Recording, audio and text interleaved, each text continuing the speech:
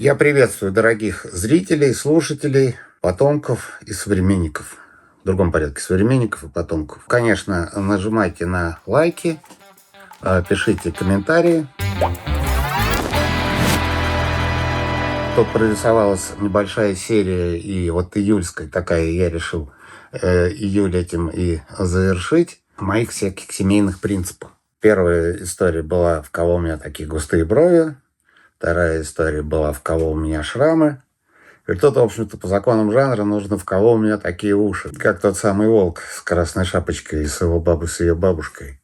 Поэтому пусть это будет, в кого какие у меня какие уши, хотя уши у меня, в общем, довольно обычные. У кого-то они у меня, наверное, да. Прошлая история закончилась на том, что закончилась Вторая мировая война. И меня, соответственно, еще не было, можно сказать, даже в проекте, но уже были мои родители. С папы начнем, да? Ну да, родители папины исчезли во время войны, во время Холокоста, они были убиты. Ну, то есть папа и сестра. Он потом их пытался найти, но не получалось ничего. Ну, в смысле, что значит пытался? Ну, надеялся на что-то. В Смоленске погибли. Иначе закончилась война. Но там же еще армию не распускали, потому что этот усатый полудурок, там, который тогда командовал Советским Союзом, он, значит, представил себя, Сталина я имею в виду. Вот, он представил себя очередной придурок представил себя властелином мира и не распускал армию. Это потому что собирался захватить все. Все захватить. Европу, Африку. Армия огромная была после Второй мировой войны у Советского Союза. Но тут американцы испытали и провели удачную бомбардировку Японии атомными бомбами. И все, значит, эти творческие планы полудурка, они, значит, отменились. А армию таки распустили. Но это был уже 46-й год. Вот последние годы папа уже дорабатывал на военхронике в Болшево. Там, по-моему, до сих пор есть студия Министерства обороны, да, на военхронике, и как только, значит, его демобилизовали, он пошел на Союзмультфильм. Вот, опять же, он всю жизнь хорошо рисовал, нигде не учился. Мама с бабушкой вернулась из эвакуации в году 44-45. Потом уже дедушка, но об этом я рассказывал, вернулся с войны. И мама поступила в Авгик. То ли в 52-м, 53-м закончила в ГИК и распределилась на Союзмультфильм. Вот там, собственно говоря, мама с папой познакомились. А папа был такой, ну, уже не очень молодой по тем временам. Это сколько ему было? 25 лет, 26, 27 после Второй мировой войны. Мама, соответственно, выпускница ВГИКа. И вот там они познакомились. Папа сначала работал первые 10 лет примерно, он работал там художником-постановщиком.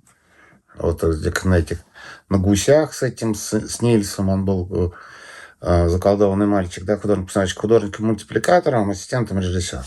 Ну, то есть всем работал, короче говоря. И в 1956 году он вместе с таким режиссером, Коронович был, сорежиссером выступил и, собственно говоря, стал режиссером, да.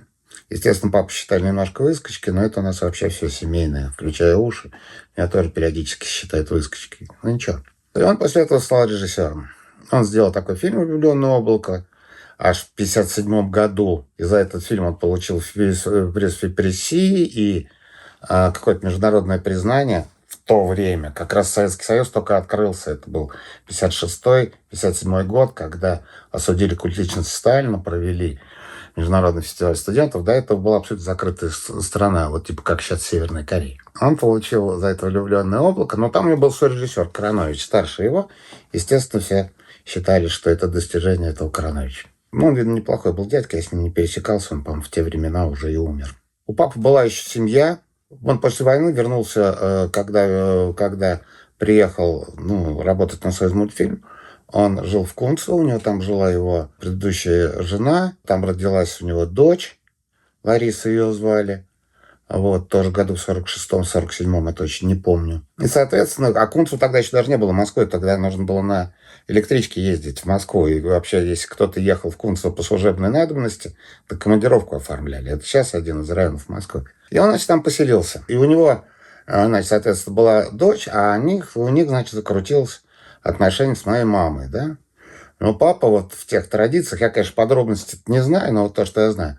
И папа вот в традициях того времени не хотел разводиться до того момента, как там всем исполнится 18 лет. Ну, всем, в смысле, дочери. То он не разводился. Соответственно, с мамой у них были такие отношения близкие, но не оформленные.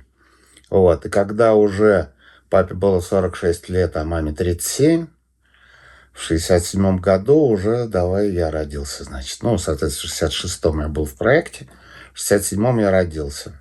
И после этого уже папа женился на маме, и Гара Розанова, собственно говоря, стала Гарой Качановым. Качановой. Папа тогда закончил фильм «Варежка», и опять фильм везде прошел с большим шумом и гамом, по заграницам везде давали премии на всех фестивалях. Опять, значит, началось, что Качанов вот выскочка, и что это несправедливо. И вообще сказали, роман мы больше не будем отправлять. Варежка, у нас есть другие достойные фильмы и достойный режиссер, мы их фильмы будем отправлять. А что-то вот тут везде, значит, у нас. И, соответственно, когда я родился, началась история с Чебурашкой. У папы в 46 лет родился сын. Папа расчувствовался и решил снимать Чебурашку с этими мотивами, значит, любви к маленькому некому существу с большими ушами. Вот, кстати, я придумал, как я свяжу с ушами это все.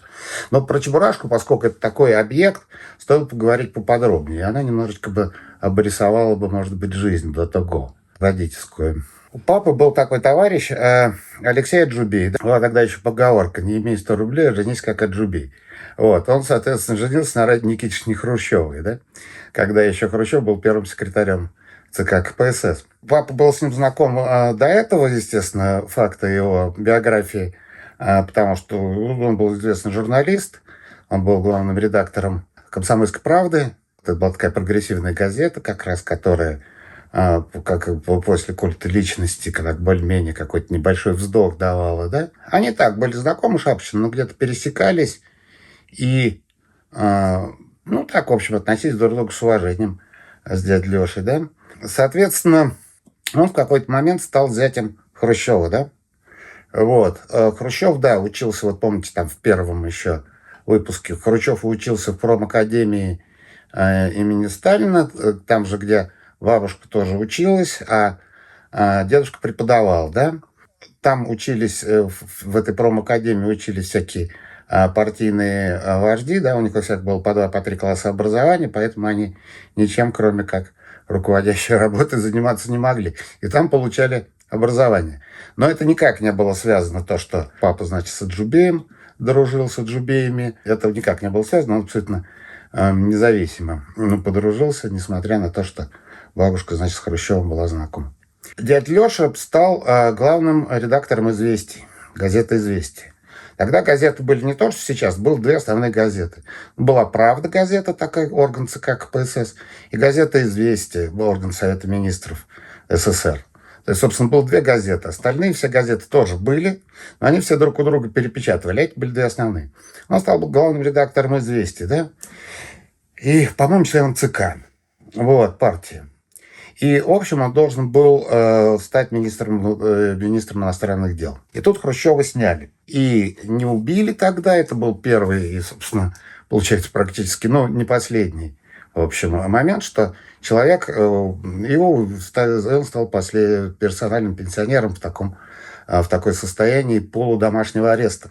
Алексею Аджубею и тете Раде Аджубей ему предложили стать ректором Горьковского университета, сейчас Нижний Новгород.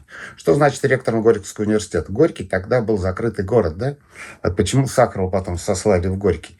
Потому что туда не могли заезжать иностранцы, иностранные журналисты и так далее. Ему сказали, что ты станешь ректором Горьковского университета, и, в общем, фактически такой полудомашний арест на дядю Лешу накладывали, да? Он поддал крепко и позвонил папе. Говорит, ну вот, Роман, я, значит, уезжаю в Горький ректором. Он говорит, ты что, обалдел, что ли? Нафига тебе это надо? Ну, там, дядя Леша, ну, вот такие обстоятельства. Он говорит, да ты им позвони, скажи, что ты опубликуешь какие-нибудь бумажки на Западе, и что нефига тебя плющить, да? Потому что вот я совсем не планировал становиться ректором Горьковского университета. И что-то он там пугнул, короче, этих КГБшников, дядя Леша. И его не отправили в Горький, он остался в Москве. Его сделали редактором журнала «Советский Союз», ну, такой как бы не самый известный журнал был. Редактором журнала «Советский Союз». А Рада Никитич стала замом главного редактора журнала «Наука и жизнь». Но она больше была по науке. Благодаря папе Аджубе не уехал в ссылку. Ну, и, в общем, у них были теплые довольно отношения и до того, и во время. И причем еще интересный был эпизод. Папа рассказывал, как он приезжал на похороны Хрущева. А Хрущев, Никита Сергеевич, уже доживал, соответственно, персональный пенсионер. А страх – это неотъемлемая часть советского и российского общества, да? Потому что все друзья, все, значит, в жопку расцеловывают и так далее, и так далее. А когда опала наступает, то друзья заканчиваются. И папа рассказал, что на похоронах Хрущева, человека, который открыл лагеря сталинские, да, который освободил десятки миллионов людей и спас им жизнь, на похоронах Хрущева была семья Хрущева, дети его, ну вот их мужья там, жены, внуки его и папа. И поэт Евтушенко в какой-то момент приехал. Все. Все остальное население из 250 миллионов человек страны испугалось идти на похороны Никиты Сергеевича Хрущева. Вот такой интересный эпизод. Естественно, дядя Леша немножко бедствовал. И папа снял по его сценарию фильм «Соперники». Он там под псевдонимом, по-моему, Родионов он там. А я имею в виду Аджубей. Снял «Соперники», ну просто чтобы дядя Леша подзаработал немножко. Алексей Аджубей ощутил некую причастность к кинематографу и к мультипликации, несмотря на свой журналистский бэкграунд. И в какой-то момент, когда папа был у него на даче, он показал книжку Успенского «Крокодил Гена» и его друзья. Сказал, вот у меня дети читают это все. Почитай, может быть, тебе понравится. Ну, не знаю, планировал ли Аджубей сам сценарий написать или просто совет дал ценный. Ну, вот так папа, собственно, эту книжку ты прочитал. Книжка была такая, не самая известная. Какой-то длинный сериал получается. Но вот, собственно, папа прочел «Чебурашку», я родился. Ну, в смысле, прочел книжку, я родился, папа запустил фильм «Крокодил Гена». И здесь я хочу сделать стоп. Что-то маленечко подрастянулась эта серия июльская. Но я обещаю, что в августе я уже как-нибудь завершу эту автобиографию. Еще раз ставьте лайки, пишите комментарии. Всего. До встречи в эфире. Пока.